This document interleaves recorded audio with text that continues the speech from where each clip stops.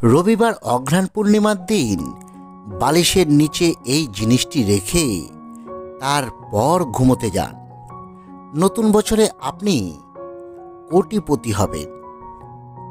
নমস্কার দর্শক বন্ধুরা, আমাদের পুজো বার্তা ইউটিউব চ্যানেলে আপনাদের সকলকে স্বাগত। বন্ধুরা, আগামী 15ই ডিসেম্বর অঘ্রাণ পূর্ণিমা। এটি এই ইংরাজি বছরের শেষ পূর্ণিমা তিথি। অনেকেই পূর্ণিমা তিথিতে বাড়িতে মা লক্ষ্মী বা সত্যনারায়ণের পুজো করে থাকেন। আপনারাও যদি এই বিশেষ দিনে পুজো পাঠের সঙ্গে সঙ্গে এই একটি জিনিস করতে পারেন, তাহলে নতুন বছরে মা লক্ষ্মীর আশীর্বাদে আপনি পাবেন প্রচুর ধন সম্পত্তি। তার সঙ্গে সঙ্গে পাবেন সুখ, সৌভাগ্য এবং সমৃদ্ধি। সঙ্গে থাকুন আমাদের। ভিডিওটি প্রথম থেকে শেষ পর্যন্ত স্কিপ না করে দেখুন। আর দেখবার পর যদি ভালো লাগে, তাহলেই আমাদের এই চ্যানেলটি সাবস্ক্রাইব করে আমাদের পাশে থাকুন। বন্ধুরা, প্রথমেই দেখে নিই এই অঘ্রাণ পূর্ণিমার নির্ভুল সময়সূচি। এবছর অঘ্রাণ পূর্ণিমা পালন করতে হবে 15ই ডিসেম্বর রবিবার। পূর্ণিমা তিথি লাগছে 14ই ডিসেম্বর শনিবার বিকেল 4:15 থেকে, এবং তা থাকবে 15ই ডিসেম্বর রবিবার দুপুর 2:36 পর্যন্ত। উদয়া তিথি মেনে এই পূর্ণিমা তিথি আপনাকে পালন করতে হবে 15ই ডিসেম্বর রবিবার। এদিন আপনারা অবশ্যই সাত্ত্বিক আহার গ্রহণ করবেন। কোনোভাবেই আমিষ আহার স্পর্শ করবেন না। সঙ্গে এদিন কারো সঙ্গে ঝগড়া অশান্তিতে একদমই জড়াবেন না। এদিন বাড়িতে লোহার কোনো কিছু ক্রয় করে আনবেন না, কারণ লোহা হলো অলক্ষ্মীর প্রতীক। তার সঙ্গে সঙ্গে এদিন ছুরি কাচিও ক্রয় করবেন না। যাই হোক বন্ধুরা, এবার মূল প্রসঙ্গে আসা যাক। আপনাকে এই উপায়টি করতে হবে রবিবার রাত্রে। বন্ধুরা, আপনারা এই রবিবার দিন একটু সকাল সকাল ঘুম থেকে উঠবেন এবং সঠিকভাবে পূর্ণিমা তিথি পালনের জন্য মায়ের কাছে প্রার্থনা করবেন। এদিন সম্ভব হলে গঙ্গা স্নান করুন অথবা নিকটবর্তী নদীতে স্নান করুন। পূর্ণিমা তিথিতে গঙ্গা স্নানের ভীষণ মাহাত্ম্যের কথা আমাদের শাস্ত্রে বলা হয়েছে। তবে গঙ্গা স্নান করতে না পারলে আপনারা এদিন স্নানের পর গায়ে গঙ্গা জল ছিটিয়ে নেবেন।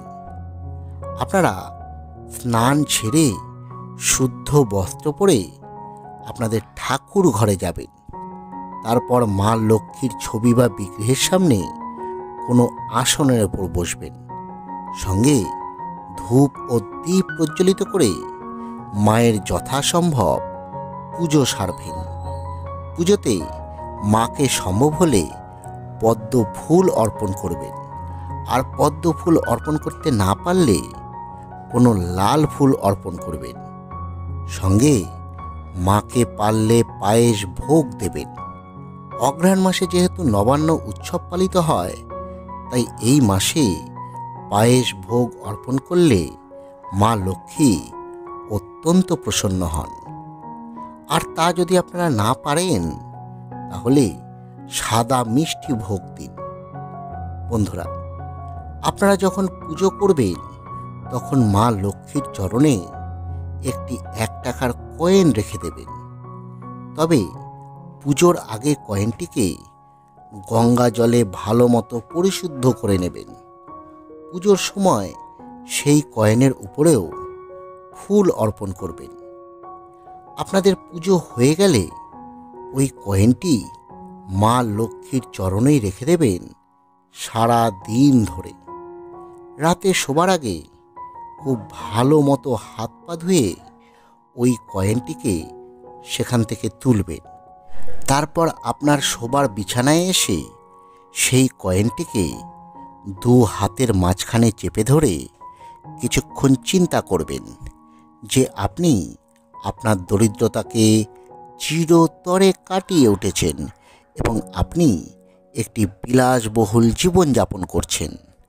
টাকার অভাব আপনার সংসার থেকে চিরতরে বিদায় নিয়েছে। এরকম আপনি কিছুক্ষণ চিন্তা করতে থাকবেন। আপনি যতক্ষণ না পজিটিভ চিন্তা মাথার মধ্যে আনতে পারছেন ততক্ষণ আপনি চিন্তা করবেন। মোটামুটি 5-10 মিনিট চিন্তার পরে আপনারা মা লক্ষ্মীকে ভক্তি ভরে প্রণাম জানাবেন। তারপর সেই কয়েনটিকে আপনাদের বালিশের তলায় রেখে তারপরেই ঘুমোতে যাবেন। বন্ধুরা, পরদিন সেই কয়েনটিকে কিন্তু আপনারা কাউকে দিয়ে দেবেন না বা খরচ করে ফেলবেন না। সেই কয়েনটি পারলে আপনারা কোনো লাল কাপড়ে মুড়ে আপনাদের টাকা রাখার স্থানেও রাখতে পারেন অথবা আপনার মানি ব্যাগেও রাখতে পারেন। কয়েনটিকে কোনোভাবেই খরচা করবেন না বা কাউকে দান করে দেবেন না। বন্ধুরা, এই অঘ্রাণ পূর্ণিমার রাতে আপনারা যদি এই কাজটি করতে পারেন তাহলে মায়ের দয়ায় আপনার জীবন থেকে দরিদ্রতা চিরতরে দূর হয়ে যাবে। আশা করি আমাদের এই ভিডিওটি আপনাদের ভালো লেগেছে। যদি সত্যি ভালো লেগে থাকে তাহলে ভিডিওটি লাইক করুন, অন্যদের মধ্যে শেয়ার করুন। ধন্যবাদ। সকলে ভালো থাকবেন।